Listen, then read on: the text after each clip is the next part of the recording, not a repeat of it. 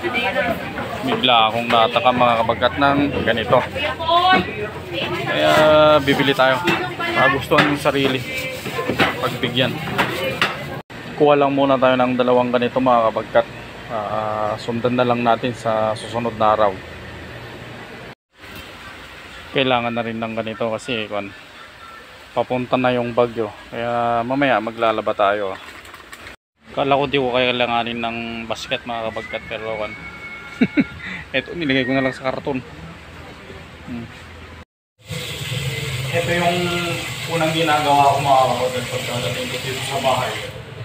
Siyempre magsaing. Tapos mga kabagkat, magbabad tayo ng mga damit. Babad natin para mamaya natin lalaphan.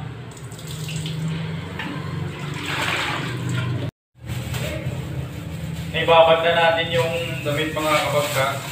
And nakasalang na rin tayo ng kanin. Ito, susunod na ayusin natin itong balat ng baka. Dahil gagawa ko ngayon ng kalyente. Yung ba mga kabagkat, bigla ko lang na mga kabagkat. Bigla ko lang naisip. Gusto ko ng kalyente. Ipagbigyan sarili. Diba? Ito siya mga kabagkat. Balat ng baka mga kabagkat.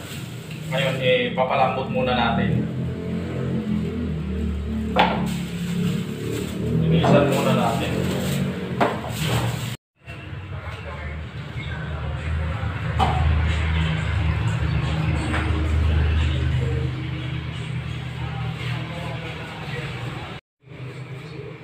Sunod natin to mga kabagkat, sibuyas tsaka luya. Ito yung pampasarap sa gagawin natin kalyente.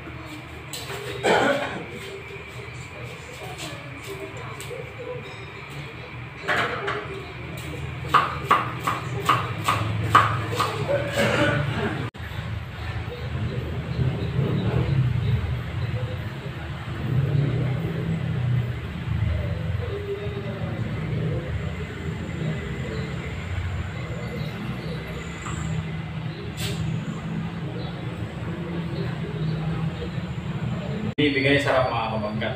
Lalagyan natin ng kunting anghang.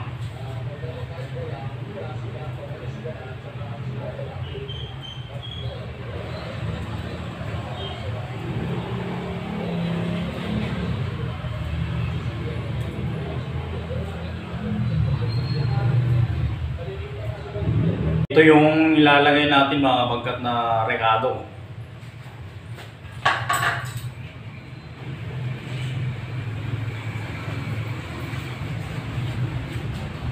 Nalagyan muna natin siyempre ng kaunting suka. Gamitin natin to. Hanghang to.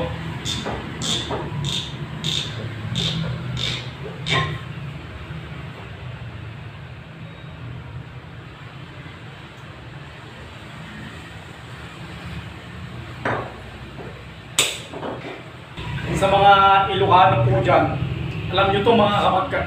Excuse me. Suabe eh. Kalyente.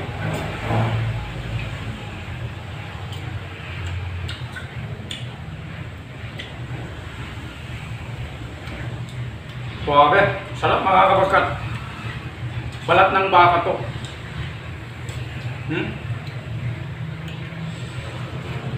Magbabaon ako sa mga kabagkat. Trabaho. Para matikman ng mga sorry. Para matikman ng mga kasama ko.